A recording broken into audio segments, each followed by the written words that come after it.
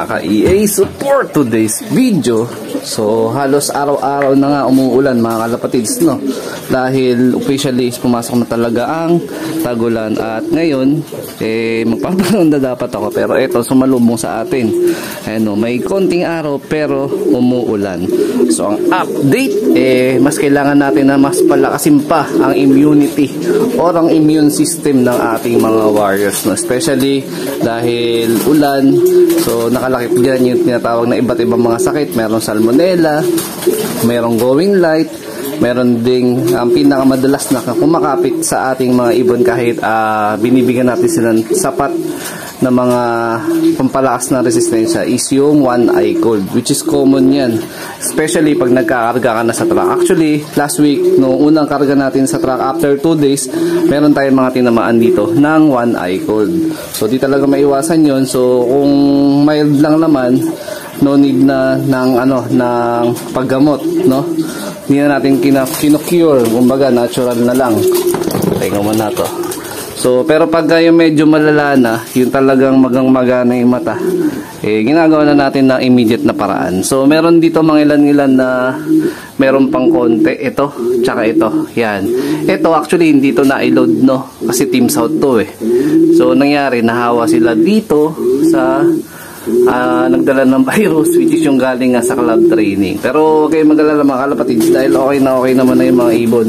Actually, yung mga droppings nila, monitor ko naman, tsaka yung mismo appetite nila sa pagkain, goods naman. So, yung mga hindi kinaya ng natural is binigyan natin ng antibiotic. So, nagawa lang tayo ng capsule form na hinaluan natin ng Betracin Gold tsaka ng T2S. No, any antibiotic yung naka-powdered lang nilagay ko sa capsule, pero less lang yung content ng antibiotic, no. So hindi ko sinasuggest talaga na at least gumamit tayo mga kalapatids ng antibiotic, no? Pero kung kailangan talaga, so yun, apply natin kasi importante pa rin yung health ng ibon natin. So ayan, pumunta ako ng palengke. So meron tayo ditong mga pang-ricados, magigisa tayo. Hindi, actually gagawa tayo ng ng all herbs, pero hindi na siya probiotic. Yung dati kasi natin is all herbs probiotic. Actually, ito na lang talaga yung natira sa stock ko. Dahil last year pa yung huli kong gawa, hindi na nga ako gumawa. Dahil meron na nga tayo yung probiotic ng microbes. So, ang gagawin natin, gagawa pa rin ako ng version ko ng all herbs, pero hindi na siya probiotic. Ayan, no? So, meaning kasi ng probiotic, syempre, meron yung live na microbacteria, no, na good para sa digestion. So, ngayon, ang gagawin natin dito sa mga binili kong sangkap na mga all naturals pa rin is antibiotic, kumbaga, immunity enhanced shield na or booster yan, kumbaga. So, hindi natin ginagamit yung term na yan kasi mayroong ibang mga may pangalan ng ganun. Pero ito is mga ilan-ilan lang na sangkap na gagamitin nila. So, disclaimer lang, etong gagawin ko is for own use ko lang po. Ayan, hindi siya for sale. So, bagong gagawin natin na pang support sa mga warriors. More on naturals pa rin. So, gumagamit tayo ng synthetic vitamins, ng probiotic. So, tayo, ipagpapatuloy pa rin natin yung paggamit ng natural. So, depende kasi sa proseso ng paggawa ng sarili nyo. So, yung iba naglalaga, tapos may schedule talaga sila. Kaya lang sa schedule ko kasi dito sa iilap, hindi sa akin aprobado yung maglalaga kasi nga may hanap buhay ako. So, nangyayari, kailangan ko mabilisan, yung tipong ihahalo ko na lang dapat sa plain water, tapos nandun na lahat. O, ayan. So, meron tayong mga kulang na sangkap pa dito, no? So, magdadagdag pa tayo dito ng apple cider, ng malunggay, ng oregano, tsaka ng tanglad. Yeah. So, meron pa tayo 4 dyan na idadagdag. Actually, yung sangkap ko dun sa dati kong ginagawa na all herbs probiotic, halos din yun. Pero meron lang tayo tatanggalin at meron tayong idadagdag. Ito noon, wala to sa all herbs probiotic. Yan, wala to dati. So, ito, gagawin natin to sa all herbs antibiotic, natural antibiotic. Yan, all herbs natural antibiotic na yung pangalan nung gagawin natin. Pero yun, take note nga, hindi pa siya hindi ko siya ilalabas sa market. For personal use ko lang siya. So, kung gusto nyo gayahin, depende na sa pagproseso ng paggawa ninyo ng mismong natural na mga pang-support nyo. So, yun. Depende na yun sa inyo. Tama po ba yun? A few moments later. Paparonda tayo pero gagawin natin, hindi ko sila hawakan. Bubuksan ko lang yung entrada natin doon sa may labas.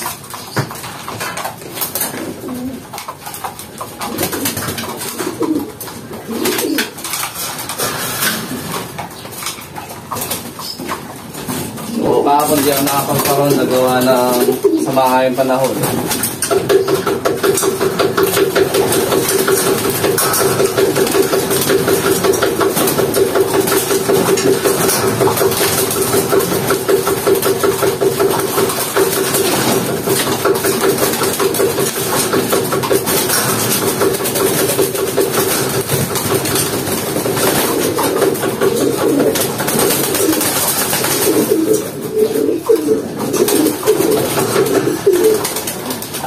Wait. Aray ko! Kalapatids. Ayan, dito sila lumusot. Ayan. So, pabalik lang natin to. Tapos tutukuran ulit natin yung pinaka-lock. So, ayan yung mga ibon natin, no. Bali yung pinaronda natin dyan, mga kalapatids, ay 10. O, ayan. Dinopoli sana kahit pa paano, gumanda naman na yung panahon sa mga susunod na araw para makasabay na tayo sa club training sa kabilang club, sa KFPR. Ayan. Actually, nagka-problema pa nga yung mga release ng club training kahapon Sunday kasi gantong oras is malakas pa rin yung ulan. No?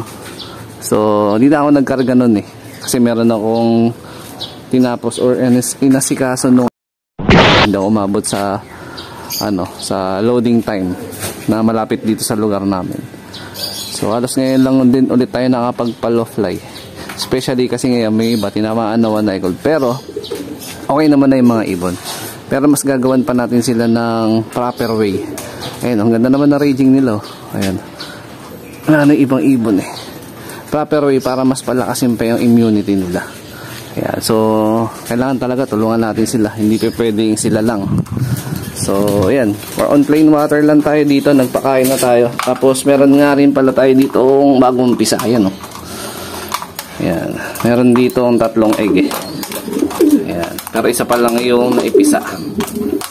Ayan. Tapos, dito naman sa kabila, meron na ditong young bird na pinalalaki. Ayan. Check natin kung pwede nang singsingan. Hindi pa. Maliit pa. Wala pa. Sisimula pa lang pala sila magsubo kasi kakabili ko pala ng pagkain. Aray ka!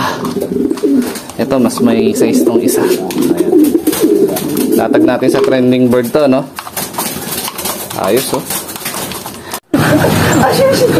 Pali, ito nga yung old version natin ng All Herbs Probiotic. So, mapapalitan na siya ng All Herbs Natural Antibiotic. Ayan.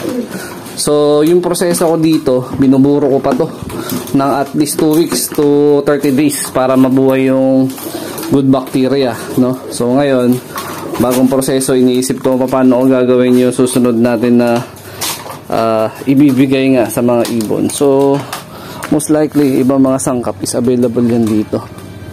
Ayan, malago na tong oregano namin. Tapos yung malunggay, marami naman pwedeng paghingian dyan ibon natin, Marami pwedeng paghingian dito na malunggay. Pagka, tsaka yung tanglad, ayun. Especially tanglad. Yan, malago na yung tanglad, O, diba? Para maamoy nyo yung tanglad. May ano yan. Lemongrass talaga siya. Ayan. Bango, diba? Ayos, ayos. So, ito, na pinakita ko sa inyo is, actually, hindi ko siya gagawin today dahil meron niya akong pasok sa trabaho. Gagawin ko yan sa Miyerkules na. So, bali, ito yung iniwan na droppings ng mga ibon natin na pinalipad natin kanina.